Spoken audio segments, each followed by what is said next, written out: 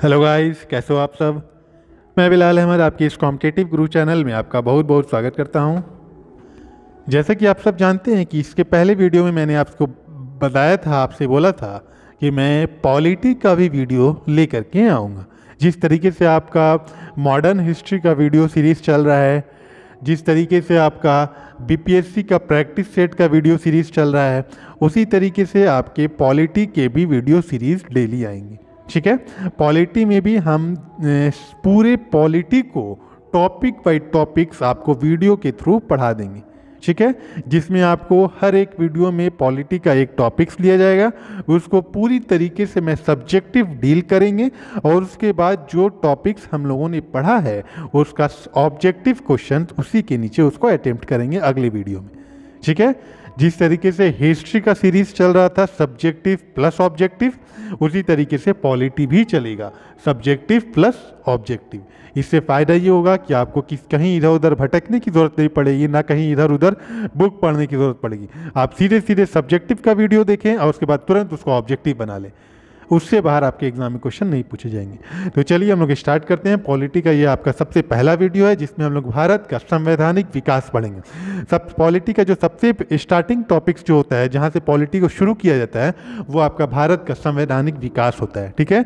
जिसमें हम लोग अंग्रेज़ों के द्वारा बनाए गए कानून, जो अंग्रेज़ों के द्वारा बनाए गए एक्ट थे, उनके बारे में हम लोग पढ़ेंगे। इससे काफ़ी मात्रा में, बहुत बड़ी मात्रा में क्वेश्चन हर एग्ज़ाम में पूछे जाते हैं, चाहे वो आपका एनटीपीसी हो, चाहे वो आपका दरोगा हो, पीसीएस हो, यूपीएससी हो, एपीएफ हो, बैंक हो, एसएससी हो, हर एक एग्ज़ाम में इससे क्वेश्चन आते हैं। ठीक है। जहाँ से हम लोग 1773 1773 का जो रेगुलेटिंग एक्ट है वहाँ से लेकर के पहले हम लोग 1857 के एक्ट तक पढ़ेंगे। ठीक है। 1773 से लेके 1857 के तक के एक्ट को पहले हम लोग पढ़ेंगे और उसके बाद 1857 के बाद 1858 में क्या होता है कि जो अब शासन चला जाता है ब्रिटिश क्राउन के पास। पहले कंपनी के द्वारा भारत पर शासन किया जा रहा था और अब जब 1857 की जो लड़ाई हुई थी, 1857 की लड़ाई जिसके बारे में हम पूरा डिटेल वीडियो हिस्ट्री में डाल चुके हैं, 1857 का युद्ध। ठीक है। अगर आप लोगों ने नहीं देखा है तो जाके देख सकते हैं। तो 1857 की जो लड़ाई हुई थी उसके बाद 1858 से एक्ट को अब हटा के अब अधिनियम लिया जाता है। अब जो भी कानून, जो भी अंग्रेज़ के द्वारा जो भी कानून बनाए जाते थे, जो भारत में भेजे जाते थे, उसको अब अधिनियम कहा जाने लगा। 1858 का भारत सरकार अधिनियम, उसी तरीके से 1861 का अधिनियम, 1892 का अधिनियम, 1909 का अधिनियम, ऐसे हम लोग अधिनियम पढ़ेंगे। लेकिन 1773 से लेकर 1857 तक जब कंपनी का रूल चल रहा था भारत पर, उसको हम लोग, उस समय जो कानून बन के आते थे उसको हम लोग एक्ट कहते हैं। ठीक है। तो अभी हम लोग क्या पढ़ेंगे, 1773 से लेकर 1857 तक का एक्ट पढ़ेंगे, जिसमें अंग्रेज, ब्रिटिश सरकार जो है वो कंपनी को अपने कंट्रोल में रखने के लिए वो कानून बना करके लेकर के आती थी कंपनी के लिए। ठीक है। तो जिसमें सबसे पहला जो कानून बन के आया था वो क्या था, 1773 का रेगुलेटिंग एक्ट। आइए इसके बारे में हम लोग जानते हैं। बहुत सारा इंपॉर्टेंट पॉइंट है इसमें जो इससे क्वेश्चन पूछे जाते हैं। देखिए, इस एक्ट के तहत कंपनी पर संसदीय नियंत्रण की स्थापना की गई थी। इससे पहले जब ये एक्ट नहीं था तो इससे पहले होता क्या था कि जो कंपनी, जो ब्रिटिश सरकार ने इस कंपनी को यहाँ पर भेजा था व्यापार करने के लिए, तो ये इतनी ज़्यादा आगे बढ़ चुकी थी, ये व्यापार के साथ साथ भारत की राजनीति में, भारत के एडमिनिस्ट्रेशन में हस्तक्षेप कर रही थी और बहुत बड़े पैमाने पर लोगों को परेशान करना, धन लूटना, बहुत बड़े पैमाने पर, मतलब अब जो मन में आता था वो करती थी। तो उसके बाद ब्रिटिश का संसदीय नियंत्रण करना शुरू किया गया। ब्रिटिश ने क्या किया कि इस कंपनी पर लगाम लगाना शुरू किया और अपना नियंत्रण इसके ऊपर शुरू कर दिया और उसी के बाद उसने एक कानून बना करके, एक्ट बना करके वहाँ पर भेजने लगी, भारत भेजने लगी कंपनी को कंट्रोल करने के लिए। ठीक है। तो वही कह रहा है कि इस एक्ट के तहत कंपनी जो है वो संसदीय नियंत्रण अपना स्थापित कर रही थी उसके ऊपर, कंपनी पर। ठीक है। कौन कर रहा था, तो ब्रिटिश संसद कर रही थी। कंपनी को चलाने के लिए, इस एक्ट के तहत कंपनी को चलाने के लिए 2 संस्थानों का गठन किया गया था। याद रखिएगा, कंपनी को चलाने के लिए 2 संस्थानों का गठन किया गया, जिसमें से पहला था आपका कोर्ट ऑफ प्रोप्राइटर्स। ठीक है। कोर्ट ऑफ प्रोप्राइटर्स जो कि निवेशकों का समूह हुआ करता था। ठीक है। इस कोर्ट ऑफ प्रोप्राइटर्स में कौन कौन होते थे, तो जो कंपनी में निवेश किए हैं उनके समूह, उनका ग्रुप होता था। ठीक है। और दूसरा संस्थान क्या बना था, दूसरा क्या बना था, court of director. Court of director में कौन होते थे, तो 24 सदस्य होते थे। ठीक है, ये 24 सदस्य इन्हीं में से चुन करके आते थे। ये निवेशकों के जो समूह होते थे, इन्हीं समूह में से चुन करके कोर्ट ऑफ डायरेक्टर में 24 सदस्य बनाए जाते थे। ठीक है, तो इस एक्ट 1773 के एक्ट के तहत दो संस्थानों का गठन किया गया। एक किया गया कोर्ट ऑफ प्रोप्राइटर्स और दूसरा कोर्ट ऑफ डायरेक्टर। ठीक है, अब आगे आइए। इस एक्ट के तहत बंगाल के जो गवर्नर होते थे उनको गवर्नर जनरल का पद दे दिया गया, मतलब गवर्नर जनरल की उपाधि दी गई।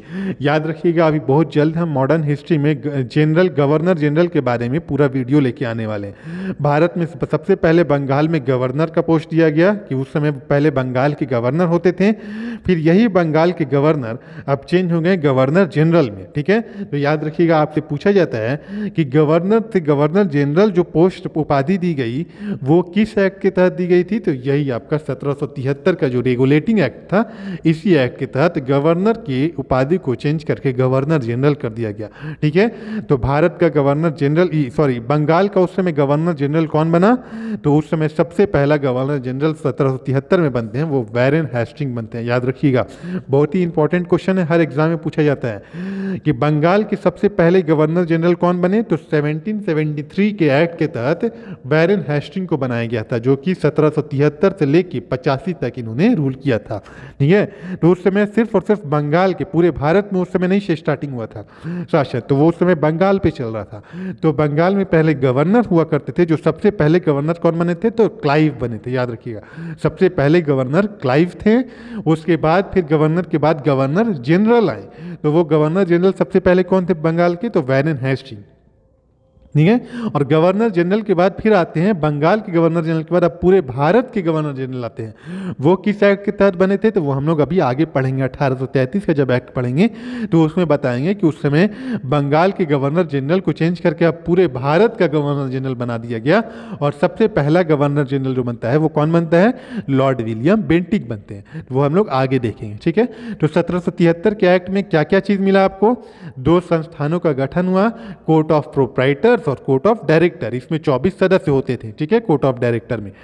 और इस एक्ट के तहत बंगाल के गवर्नर को गवर्नर जनरल की उपाधि दी गई। और बंगाल का सबसे पहला जो गवर्नर बना वो कौन बना, तो सबसे पहला गवर्नर वैरेन हेस्टिंग बने, जिनका कार्यकाल कब से कब तक था, 1773 से 85 तक था।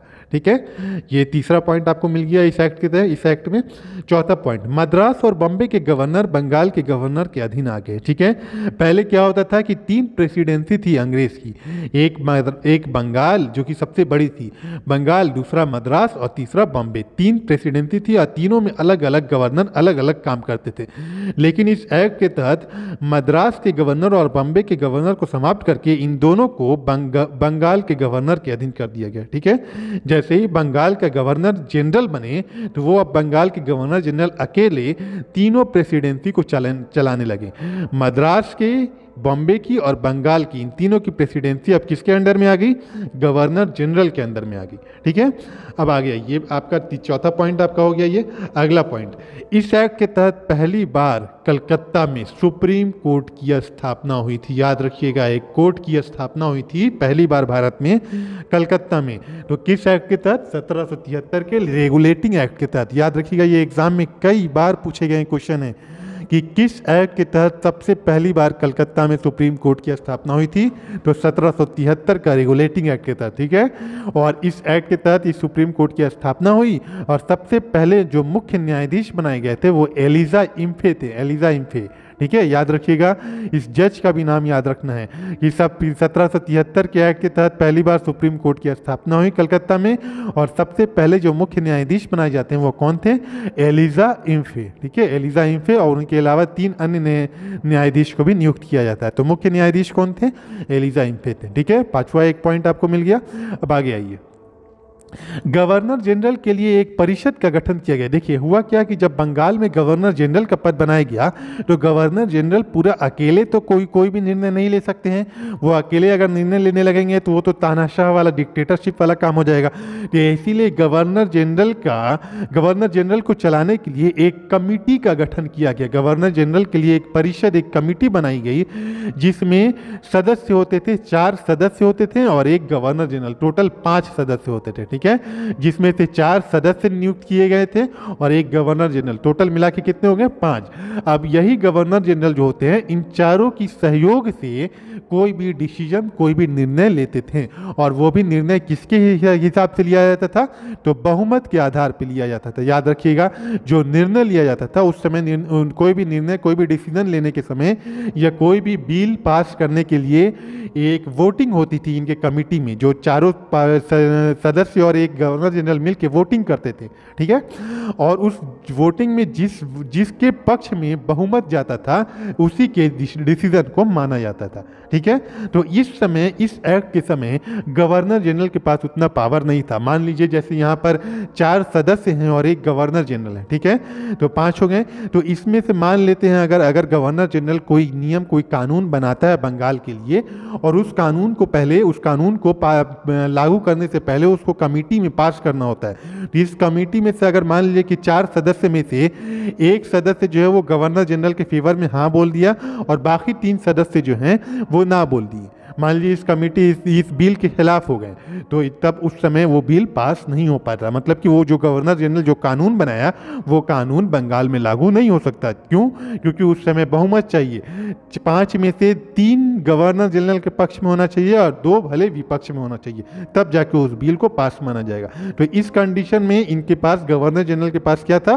पावर कम था, ठीक है। अगर सदस्य अगर नहीं चाहें कि ये गवर्नर जनरल का बनाया हुआ कानून अगर उनको अच्छा नहीं लगे तो वो अगेंस्ट में वोटिंग कर देते थे, ठीक है। तो ये भी याद रखिएगा। और दूसरा चीज़ कि इन्हीं के कमेटी में एक विधि सदस्य को नियुक्त किया जाता है जिनका नाम होता है मैकाले, ठीक है। ये भी याद रखिएगा कि गवर्नर जनरल की कमेटी में एक सदस्य को नियुक्त किया जाता है जिनका नाम होता है, नहीं एक मिनट, सॉरी, इनके कमेटी में गठित नहीं किया था। जो मैकाले आते हैं वो 1833 के चार्टर एक्ट में आते हैं। 1833 का जो एक्ट आता है, उस एक्ट में जब गवर्नर जनरल को, बंगाल के गवर्नर जनरल को भारत का गवर्नर जनरल बना दिया जाता है, तो उस समय मैकाले को एक विधि सदस्य के रूप में इनके कमेटी में ऐड किया जाता है, ठीक है। अभी मैकाले नहीं आते हैं, सॉरी, वो मेरे से गलती हो गया था, ठीक है। तो चलिए इतना याद रखिएगा। 1773 के चार्टर एक्ट में आपने क्या क्या पढ़ लिया, ये सारे इंपॉर्टेंट चीज़ जो आप पढ़े हैं उसको आप फिर से रिवाइज कर लीजिएगा। अब हम आगे बढ़ते हैं, ठीक है। 1784 के पिट्स इंडिया एक्ट में आते हैं। देखिए 1784 का पिट्स इंडिया एक्ट क्या था, ये भी एक इंपॉर्टेंट एक्ट है, इसको भी याद रखना है। तो इस एक्ट के विवाद को लेकर ब्रिटेन में लॉर्ड नॉर्थ और फॉक्स की मिलीजुली सरकार को त्याग पत्र देना पड़ा था। याद रखिएगा, यही एक ऐसा एक्ट है जिस एक्ट के चलते, इस एक्ट के विरोध में ब्रिटिश की सरकार गिर गई थी। याद रखिएगा, ये पहला और अंतिम ऐसा अवसर था जब किसी भारतीय मामलों में ब्रिटिश सरकार गिर गई थी। याद रखिएगा वो कौन सा एक्ट था, तो 1784 का पिट्स इंडिया एक्ट, ठीक है। इस एक्ट के विरोध में, इस एक्ट का जो विवाद हुआ था, इस एक्ट के विवाद में ब्रिटेन में लॉर्ड नॉर्थ और फॉक्स की मिलीजुली सरकार थी, तो उस सरकार को त्यागपत्र देना पड़ा था, ठीक है। तो याद रखिएगा, तो इस एक्ट के तहत, इस एक्ट में क्या था, इस पिट्स इंडिया एक्ट में, तो इस एक्ट में द्वैध शासन की स्थापना की गई थी। याद रखिएगा, सबसे पहली बार द्वैध शासन की स्थापना इस एक्ट में की गई थी। इस द्वैध शासन में क्या था, तो कोर्ट ऑफ डायरेक्टर और बोर्ड ऑफ कंट्रोल की स्थापना की गई थी। दो ऑर्गेनाइजेशन बनाए गए थे, एक थे कोर्ट ऑफ डायरेक्टर और दूसरा बनाया गया था बोर्ड ऑफ कंट्रोल, और दोनों को अलग अलग काम सौंप दिया गया था। जो दोनों काम पहले कंपनी अकेले करती थी, जो कि व्यापार भी खुद करती थी और राजनीतिक मामले में भी हस्तक्षेप वही कंपनी ही करती थी। तो इसीलिए कंपनी बहुत ज़्यादा आगे बढ़ने लगी थी, तो इसीलिए कंपनी पे लगाम रखने के लिए 2 चीज़ का गठन किया गया, एक कोर्ट ऑफ डायरेक्टर का और एक बोर्ड ऑफ कंट्रोल का। ये दोनों VVI है, याद रखिएगा। ये पूछ देता है कि कोर्ट ऑफ डायरेक्टर का काम क्या था और बोर्ड ऑफ कंट्रोल का काम क्या था। तो याद रखिएगा कि उस समय भारत में कोर्ट ऑफ डायरेक्टर का काम था व्यापारिक मामलों के लिए, मतलब कि व्यापारिक मामले को संभालना, व्यापार करना, ये कौन करेगा, कोर्ट ऑफ डायरेक्टर करेगा। और राजनीतिक मामले को संभालना, मतलब बंगाल की राजनीति, भारत की राजनीति को चलाना, इसका काम कौन करेगा, तो ये बोर्ड ऑफ कंट्रोल करेगा। याद रखिएगा, ठीक ठीक है। तो ये कोर्ट ऑफ डायरेक्टर और बोर्ड ऑफ कंट्रोल की स्थापना 1784 के पिट्स इंडिया एक्ट के तहत ही हुई थी, जिसमें कोर्ट ऑफ डायरेक्टर व्यापारिक मामला संभालते थे और बोर्ड ऑफ कंट्रोल जो था वो राजनीतिक मामले को संभालते थे। ठीक है, और यह जो व्यवस्था थी वो 1856 तक कायम रही। ठीक है, 1856 तक इस व्यवस्था को कायम रखा गया। उसके बाद 1858 में जब नया अधिनियम आया तो उसको ख़त्म कर दिया गया, कोर्ट ऑफ डायरेक्टर और बोर्ड ऑफ कंट्रोल को समाप्त कर दिया गया। ठीक है, तो इस चीज़ को याद रखिएगा। अब आगे आइए, गवर्नर जनरल की परिषद की संख्या 3 कर दी गई और गवर्नर जनरल की परिषद पर विशेष अधिकार दिया गया। ठीक है, पहले क्या था, गवर्नर जनरल की परिषद में टोटल 5 सदस्य होते थे, 5 मेंबर होते थे, 4 सदस्य और एक गवर्नर जनरल। तो उस समय उनके पास पावर कम था। अगर कोई ज़्यादा मेंबर अगर गवर्नर जनरल के विपक्ष में वोट कर दें तो गवर्नर जनरल तो मजबूर हो जाता था, उस कानून को लागू नहीं कर सकता। लेकिन यहाँ क्या किया गया, इस एक्ट में गवर्नर जनरल के पावर बढ़ाया गया, इसमें सदस्य की संख्या को घटा दी गई, सदस्य 3 कर दिए गए और एक गवर्नर जनरल, टोटल मिलकर के कितने होंगे, 4 सदस्य होंगे। ठीक है, टोटल आपके 4 सदस्य होंगे। ठीक है, तो इसमें क्या होता था कि 4 सदस्य में से अगर गवर्नर जनरल के पक्ष में अगर एक सदस्य भी अगर आ जाता था तो उस कानून को गवर्नर जनरल लागू कर देता था। ठीक है, क्योंकि अगर 4 में से 2 विपक्ष में या 2 पक्ष में तो बराबर बराबर हो गया, तो इसलिए उस समय क्या होता था कि गवर्नर जनरल के कानून को लागू कर दिया जाता था। ठीक है, आगे आइए, इस एक्ट के तहत governor general board of control के अनुमति के बिना किसी भी भारतीय नरेश से, भारतीय राजाओं से युद्ध एवं संधि नहीं कर सकता था। याद रखिएगा, ये इंपॉर्टेंट है। ये बोर्ड ऑफ कंट्रोल की स्थापना इसलिए की गई थी राजनीतिक मामलों में हस्तक्षेप करने के लिए, मतलब राजनीतिक व्यवस्थाओं को देखने के लिए। ठीक है, तो इसीलिए अब क्या किया गया कि कोई भी अगर गवर्नर जनरल हैं वो अपने मन से किसी भी राजाओं से जाकर के युद्ध नहीं कर सकते हैं और किसी भी राजाओं से, भारत के किसी भी राजाओं से जाकर के कोई संधि या कोई युद्ध नहीं कर सकते हैं अपने मन से। ठीक है, ये करने के लिए इनको बोर्ड ऑफ कंट्रोल से अनुमति लेनी पड़ती थी। ठीक है, बोर्ड ऑफ कंट्रोल में जो सदस्य होते थे वो ब्रिटिश मंत्रिमंडल के सदस्य होते थे। ठीक है, और इनका काम था बंगाल की राजनीति को संभालना। ठीक है, तो अगर कोई गवर्नर जनरल किसी नरेश से संधि करना था या युद्ध करना था तो इसको पहले बोर्ड ऑफ कंट्रोल से सलाह लेनी पड़ती थी, बोर्ड ऑफ कंट्रोल से उन्हें अनुमति लेनी पड़ती थी। ठीक है, तो इस चीज़ को याद रखिएगा। 1784 का पिट्स इंडिया एक्ट इंपॉर्टेंट है, जितने भी पॉइंट पढ़ाए हैं उन सारे को आप फिर से रिवाइज कीजिए क्या क्या है। ठीक है, अब आते हैं हम लोग 1786 का चार्टर एक्ट। 1784 हो गया, 1784 के बाद अब आते हैं 1786 का चार्टर एक्ट। इसमें क्या था, तो इसमें कुछ खास नहीं थे। 2-3 इंपॉर्टेंट पॉइंट है। पहला क्या है, यह जो चार्टर एक्ट लाया गया था वो कॉर्नवालिस को भारत लाने के लिए लाया गया था। ठीक है, इस चार्टर एक्ट को लाने का मेन मकसद ही था कॉर्नवालिस को भारत भेजना, गवर्नर जनरल बना के। ठीक है, तो बंगाल के गवर्नर जनरल बना करके कॉर्नवालिस को कहाँ भेजा गया था, भारत भेजा गया था। ठीक है, इसके तहत गवर्नर जनरल को मुख्य सेनापति घोषित कर दिया गया। और याद रखिएगा, ये भी एग्जाम में पूछा गया है कि किस एक्ट के तहत, किस चार्टर एक्ट के तहत गवर्नर जनरल को मुख्य सेनापति घोषित किया गया था, तो वो 1786 का चार्टर एक्ट है। जब आपको ऑब्जेक्टिव क्वेश्चन बनाएंगे तो ये सारे क्वेश्चन इसमें मिलेंगे। ये कौन से एक्ट के तहत गवर्नर जनरल को मुख्य सेनापति बनाया गया था, मतलब मुख्य सेनापति जो होंगे वो कौन होंगे, गवर्नर जनरल ही होंगे। ठीक है, तो किस एक्ट के तहत बनाए गए, तो 1786 के चार्टर एक्ट। अगला, गवर्नर जनरल को परिषद के निर्णय को रद्द करने का अधिकार भी दिया गया। VVI याद रखिएगा, कई बार एग्जाम में पूछा गया है कि कौन से चार्टर एक्ट के तहत गवर्नर जनरल जो है वो अपने परिषद के निर्णय को रद्द कर सकता है किसी विशेष परिस्थिति में। अगर कोई कमिटी, गवर्नर जनरल की कमिटी, परिषद कोई अगर निर्णय लेती है तो उस निर्णय को रद्द करने, कैंसिल करने, रिजेक्ट करने का पावर गवर्नर जनरल के पास रहेगा। तो ये पावर किस एक्ट के तहत मिला इसको, तो 1786 के चार्टर एक्ट के तहत। ठीक है, 2 इंपॉर्टेंट चीज याद रखिएगा। पहला, गवर्नर जनरल को मुख्य सेनापति घोषित किया गया, किस एक्ट के तहत, 86। गवर्नर जनरल को परिषद के निर्णय को रद्द करने का अधिकार दिया गया, किस एक्ट के तहत, तो 1786 के चार्टर एक्ट के तहत। यही 2 इंपॉर्टेंट चीजें याद रखिएगा। अब आते हैं हम लोग 1793 का चार्टर एक्ट। ये इतना कुछ खास नहीं है। इस एक्ट में क्या हुआ था, तो इस एक्ट के तहत लंदन स्थित नियंत्रित बोर्ड के सदस्य एवं कर्मचारियों के वेतन भारतीय कोष से देने का निर्णय किया गया। मतलब इस एक्ट के तहत यह निर्णय दिया गया कि लंदन में स्थित जो नियंत्रण बोर्ड है के सदस्य जो हैं, ठीक है। मतलब लंदन में जो भी सदस्य या जो भी कर्मचारी जो नियुक्त किए गए हैं, जो भारत के लिए काम कर रहे हैं, भारत के लिए रूल रेगुलेशन बना रहे हैं, तो उनके जितना भी उन लोगों का जो वेतन होगा, वो वेतन लंदन के पैसों से नहीं दिया जाएगा, ब्रिटेन के पैसों से नहीं दिया जाएगा। उनका जो वेतन है वो भारतीय कोष पर डाल दिया गया। मतलब भारतीय टैक्स या भारतीय कोष में जितने भी पैसे आएंगे, उनके उनके पैसे से उन लोगों का वेतन दिया जाएगा।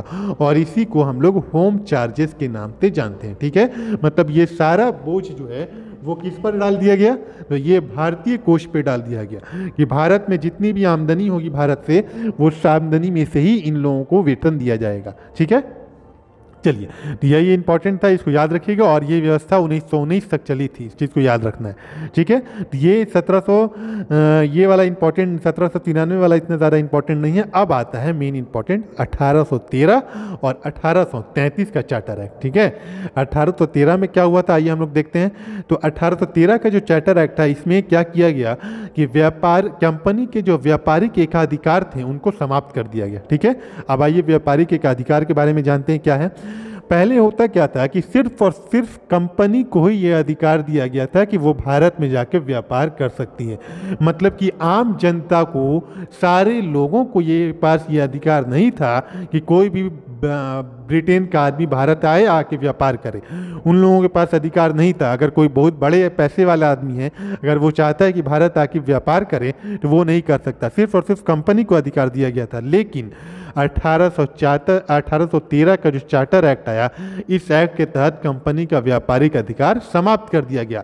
अब सिर्फ और सिर्फ कंपनी को ही यह अधिकार नहीं है, अब ब्रिटिश की या कहीं की भी आम जनता भारत आकर के व्यापार कर सकती है। ठीक है, लेकिन याद रखिएगा कि दो व्यापार ऐसे थे जो अभी भी सिर्फ और सिर्फ कंपनी के हाथ में थे, वो आम जनता नहीं कर सकती। वो व्यापार कौन था, तो आइए जानते हैं। चीन से व्यापार और चाय का व्यापार। याद रखिएगा, चीन के साथ कोई व्यापार अगर करेगा और चाय का व्यापार अगर कोई करेगा, तो वो सिर्फ और सिर्फ अभी कौन करेगी, कंपनी करेगी, आम जनता नहीं कर सकती है। बाकी इन दोनों को छोड़ के बाकी सारे व्यापार आम जनता आके कर सकती है, भारत के लोगों के साथ या किसी के साथ। लेकिन चाइना के साथ अगर व्यापार करना है या फिर चाय का व्यापार करना है, तो ये सिर्फ और सिर्फ कंपनी ही करेगी। ठीक है, तो याद रखिएगा, पूछा जाता है कि कंपनी का व्यापारिक अधिकार कब समाप्त किया गया, तो 1813 के चार्टर एक्ट के तहत। लेकिन चीन कौन सा ऐसा दो व्यापार था जो अभी भी कंपनी के हाथ में था, तो चीन का व्यापार और चाय का व्यापार। याद रखिएगा, चीनी मत समझ लीजिएगा, अक्सर लोग कंफ्यूज कर जाते हैं चाय और चीनी में। ठीक है, तो चाय का व्यापार और चाइना के साथ व्यापार, ये दोनों पर प्रतिबंध था, ये सिर्फ कंपनी करेगी। लेकिन इसको भी समाप्त कर दिया गया था 1833 के चार्टर एक्ट के तहत। ठीक है, ये समझ में आ गया पहला पॉइंट। अब अगले पॉइंट में आइए। इस एक्ट के तहत पहली बार भारत में शिक्षा के ऊपर 1 लाख रुपए खर्च करने का निर्णय लिया गया। मतलब पहली बार भारत के इतिहास में ऐसा था कि अंग्रेज सरकार जो है वो भारतीयों के ऊपर हर साल 1 लाख रुपए शिक्षा के लिए खर्च करेगी। मतलब भारतीयों को शिक्षित करने के लिए 1 लाख रुपए खर्च करेगी। लेकिन इसमें भी उसका चाल थी, उसमें भी वो अपना फायदा देख रही थी। ठीक है, तो ये किस अधिनियम के तहत लाया गया, किस एक्ट के तहत, तो 1813 के चार्टर एक्ट के तहत। याद रखिएगा, ये भी हर एक पॉइंट इसका इंपॉर्टेंट है। याद रखिएगा, हर एक पॉइंट को ऑब्जेक्टिव क्वेश्चन के रूप में पूछा गया है।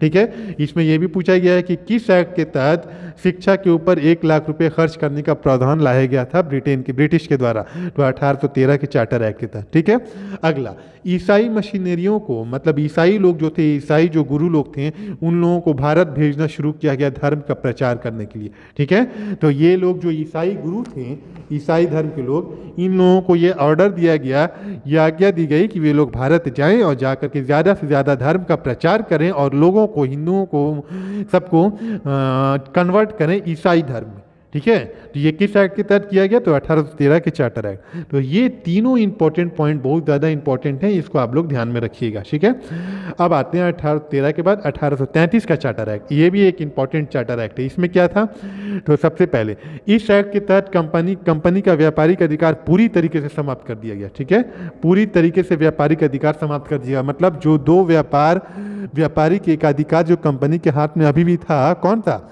चाय का व्यापार और चाइना के साथ व्यापार, इन दोनों को भी समाप्त कर दिया गया 1833 के चार्टर एक्ट के तहत। ठीक है, इसको याद रखिएगा एकदम ध्यान से। ये पूछा जाता है कि चाय का व्यापार और चाइना के साथ व्यापार किस एक्ट के तहत समाप्त किया गया था? तो 1833 के चार्टर एक्ट के तहत पूरी तरीके से व्यापार का जो एकाधिकार था कंपनी के पास समाप्त कर दिया गया। अब कोई भी आम जनता जो है वो चाइना के साथ भी व्यापार कर सकती है, अपना चाय का भी व्यापार कर सकती है। ठीक है, ये इस एक्ट के तहत, इस कानून के तहत। ठीक है, अगला, इस एक्ट के तहत जाति और वर्ग के आधार पर सरकारी नौकरी में चयन के आधार को समाप्त किया गया। पहले क्या होता था कि जितनी भी सरकारी जो नौकरियां होती थी, सरकारी जो पोस्ट होते थे, उस पर जो उस सरकारी पोस्ट पर जो नौकरियां दी जाती थी वो पहले जाति और धर्म के आधार पर दिया जाता था। ठीक है, तो इन चीज़ों को समाप्त कर दिया गया। ठीक है, अब जाति और धर्म के आधार पर नौकरियां नहीं दी जाएगी, बल्कि काबिलियत के हिसाब से जो सबसे ज़्यादा सक्षम होगा उसी को नौकरी दी जाएगी, सरकारी नौकरी। ये ऐसा कानून बनाया गया। ठीक है, अब अगला पॉइंट, इस एक्ट के तहत बंगाल के गवर्नर को भारत का गवर्नर जनरल बनाया गया। VVI, very very important. ये पूछा जाता है कि कौन से एक्ट के तहत बंगाल के गवर्नर जनरल को पूरे भारत का गवर्नर जनरल बना दिया गया। ये कौन सा एक्ट था? तो 1833 का चार्टर एक्ट। याद रखिएगा, इस एक्ट में पहले क्या था कि बंगाल में शासन चल रहा था। अब धीरे धीरे जब 1757 का प्लासी का युद्ध हुआ, उसके बाद बक्सर का युद्ध हुआ, तो धीरे धीरे इन ब्रिटिश की जो जड़ है वो पूरे भारत पे मजबूत होने लगी, और अब धीरे धीरे वो बंगाल से बाहर निकल के पूरे भारत पर वो शासन करना शुरू कर देते हैं। और इसी वजह से जो पहले सिर्फ और सिर्फ बंगाल के गवर्नर जनरल के नाम से जो जाना जाता था, अब वो पूरे भारत का गवर्नर जनरल बन गया। ठीक है, तो कौन से एक्ट के तहत? 1833 के चार्टर एक्ट के तहत। और सबसे पहला गवर्नर जनरल पूरे भारत का कौन बना? तो लॉर्ड विलियम बेंटिक। याद रखिएगा कि सबसे पहला गवर्नर जनरल कौन बना? तो वो थे आपके लॉर्ड विलियम बेंटिक थे। ठीक है, सबसे पहला बंगाल का गवर्नर जनरल कौन था? तो वैरेन हेस्टिंग। देखिए, शुरू से याद कीजिए, सबसे पहला बंगाल का गवर्नर कौन था? Robert Clive. सबसे पहला बंगाल का गवर्नर जनरल कौन था? तो वैरेन हेस्टिंग। सबसे पहला पूरे भारत का गवर्नर जनरल कौन था? तो लॉर्ड विलियम बेंटिक। और फिर आगे आएगा कि सबसे पहला पूरे भारत का वायसराय कौन था? तो वो लॉर्ड कैनिंग था। ये चारों बहुत VVI, इनको याद रखिएगा, हम आगे पढ़ाएंगे। जब 1858 का एक्ट अधिनियम आता है, तो उस अधिनियम में भारत का गवर्नर जनरल का पद समाप्त करके वायसराय का पद लेके आया जाता है, और पहला वायसराय बनता है भारत का लॉर्ड कैनिंग। ठीक है, तो चलिए अभी फिलहाल यहाँ देखते हैं 1833 का चार्टर एक्ट में क्या क्या इंपॉर्टेंट पॉइंट। व्यापारिक एकाधिकार को पूरी तरीके से समाप्त कर दिया गया। जाति और धर्म के आधार पर जो सरकारी नौकरी दी जाती थी उनको समाप्त किया गया। ठीक है, और बंगाल के गवर्नर जनरल को भारत का गवर्नर जनरल बना दिया गया, और पहले गवर्नर जनरल कौन बनते हैं? तो लॉर्ड विलियम बेंटिक बनते हैं। ठीक है, ये हो गया आपका 1833 का चार्टर एक्ट। अब आगे आइए, आगे भी इंपॉर्टेंट है कुछ। यहाँ देखिए, गवर्नर जनरल के परिषद में एक विधि सदस्य, एक कानूनी सदस्य को नियुक्त किया गया। ठीक है, ये इंपॉर्टेंट है, याद रखिएगा कि गवर्नर जनरल की जो परिषद होती थी, जिनमें कितने सदस्य होते थे? 4 सदस्य। पहले थे 5, लेकिन अब कितने हो गए थे? 4 सदस्य हो गए थे। ठीक है, लेकिन इन 4 सदस्यों के अलावा एक नए सदस्य बन के आते हैं विधि सदस्य, कानूनी सदस्य के रूप में। वो कौन थे? मैकाले। ये भी एक VVI इंपॉर्टेंट क्वेश्चन है, एग्जाम में कई बार पूछा गया है कि 1833 के चार्टर एक्ट के तहत गवर्नर जनरल के परिषद में एक विधि सदस्य बन करके कौन आया था? तो वो मैकाले बन के आया था। मैकाले को विधि सदस्य बना के भेजा गया था। ठीक है, तो याद रखिएगा। लेकिन इस मैकाले को वोट देने का अधिकार नहीं था, क्योंकि वो पूर्णकालिक सदस्य नहीं था, मतलब कि अस्थायी सदस्य वहाँ का नहीं था, उस परिषद का, कमिटी का। ठीक है, कमिटी के उस समय सदस्य सिर्फ 4 थे। जो 5वां सदस्य जो मैकाले आया था, वो एक कानूनी सदस्य था, और सिर्फ अपना सलाह गवर्नर जनरल को दे सकता था, कानूनी सलाह। अब मानना या ना मानना गवर्नर जनरल के ऊपर था, लेकिन इनको वोट देने का अधिकार नहीं था। ठीक है, याद रखिएगा, कानूनी सलाह देंगे, मानना या ना मानना गवर्नर जनरल का काम था। ठीक है, वो सिर्फ और सिर्फ सलाह देंगे। भारतीय कानून को, आप आगे देखिए, अगला इंपॉर्टेंट पॉइंट, कि भारतीय कानून को संचित करके, लिपिबद्ध करके और उसको तथा सुधारने के उद्देश्य से एक विधि आयोग का गठन किया गया। ठीक है, याद रखिएगा, एक विधि आयोग का गठन 1833 के चार्टर एक्ट के तहत ही किया गया था। और उस आयोग का काम क्या था कि भारतीय जितने भी कानून हैं, भारत से रिलेटेड जो भी कानून है, उन सारे कानून को एक जगह संचित किया जाए, एक जगह लिपिबद्ध किया जाए, मतलब कि एक क्रोनोलॉजिकल ऑर्डर में पूरा उसको सजा के उसको सही तरीके से रखा जाए और उस तरीके से ऐसा इसको बनाया जाए ताकि उसको बाद में सुधारा भी जा सके। वैसे कानून जो बाद में सुधारने लायक हो उनको सुधारा जा सके। तो इसीलिए एक विधि आयोग का गठन किया गया, किस अधिनियम के तहत? तो 1833 के चार्टर एक्ट के तहत। ठीक है, अगला आइए, इसी एक्ट के तहत 1833 में एलन ब्रो के द्वारा दास व्यवस्था को समाप्त किया गया था। वीवीआई वेरी इंपॉर्टेंट, याद रखिएगा। पूछा जाता है कि दास व्यवस्था को किस अधिनियम के तहत, किस एक्ट के तहत समाप्त किया गया? तो 1833 के चार्टर एक्ट के तहत 1843 में, मतलब 10 साल बाद, 10 साल लग गया था दास व्यवस्था को ख़त्म करने में।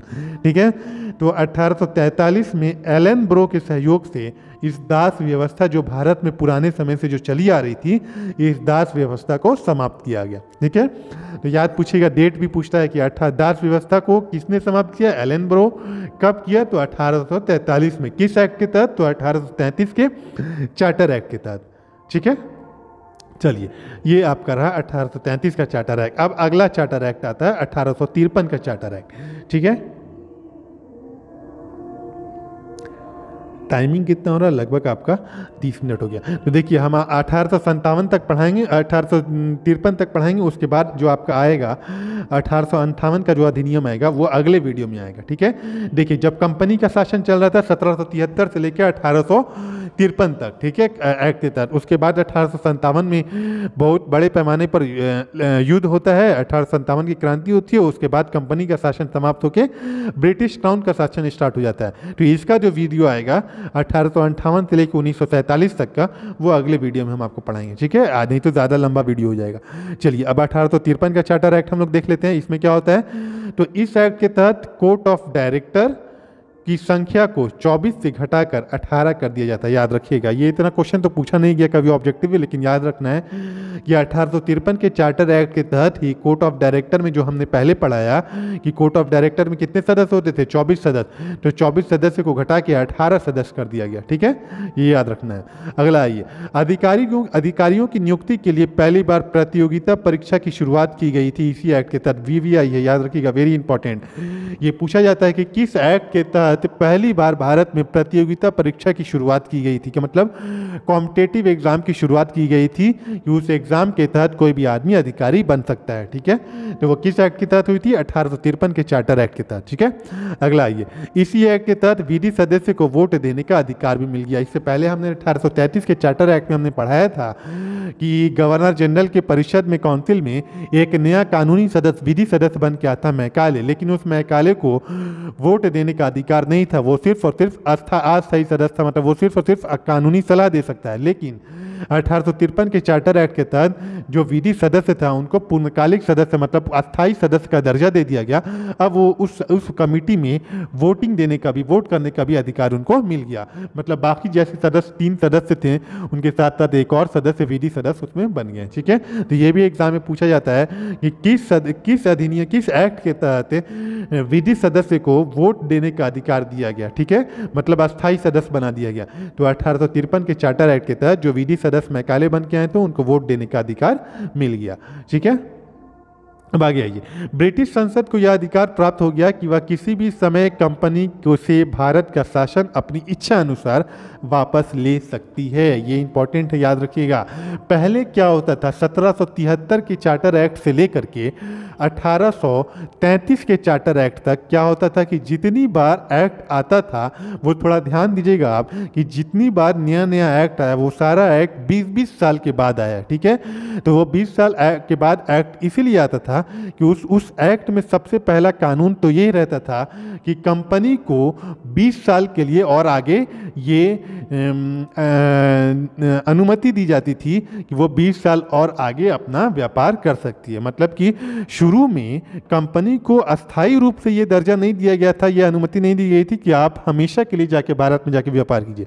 उनको शुरू में सिर्फ और सिर्फ 20 साल के लिए दिया गया था, और उसके बाद 20-20 साल आगे बढ़ता गया। तो 1773 में फिर 20 साल बढ़ाया गया, फिर 1784 में फिर 20 साल उनको बढ़ाया गया, फिर अगले साल फिर 1813 में फिर 20 साल बढ़ाया गया, फिर 1833 में फिर 20 साल बढ़ाया गया। 1833 के बाद जब 1853 का जब चार्टर एक्ट आया तो इस एक्ट में क्या किया गया, ये व्यवस्था की गई कि अब आपको 20 साल के लिए अब आगे अनुमति नहीं दी जाएगी। अब ये अनुमति पूरी तरीके से, अब ये पावर ब्रिटिश की संसद के पास अब आ गया है कि वो जब तक चाहे तब तक आपको यह अधिकार दिए रहेगी कि आप भारत में व्यापार कर सकते हैं। जैसे ही आप कंपनी, ये संसद का मन करेगा कि आपको यहाँ से समाप्त करना, ख़त्म करना, तो वो अपना कानून एक्ट भेज करके आपके व्यापार को रोक सकती है, ख़त्म कर सकती है। ठीक है, पहले क्या था कि 20 साल तक ऑर्डर दे दिया गया कि आप 20 साल तक राज कीजिए।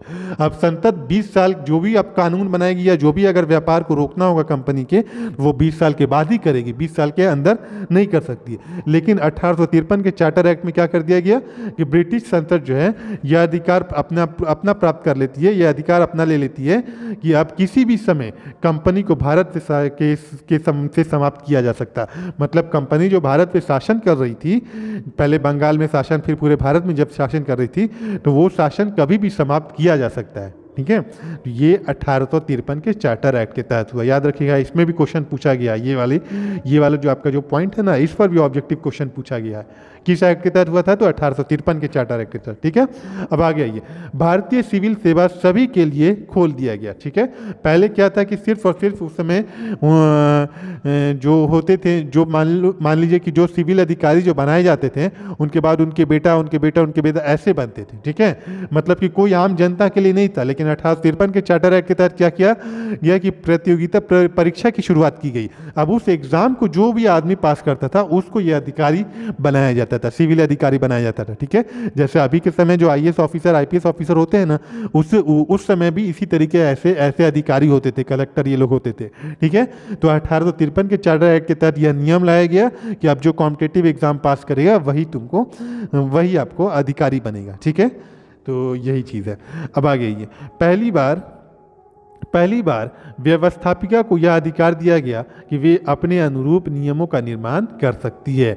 जो व्यवस्थापिका होती थी कंपनी की, उसको यह अधिकार दिया गया कि वो अपने हिसाब से किसी भी नियम को भारत के लिए बना सकती है। किसी भी नियम को अगर ज़रूरत पड़े तो भारत के लिए अपना बना सकती है, वो नियम कानून बना सकती है। ठीक है, किस एक्ट के तहत यह अधिकार दिया गया?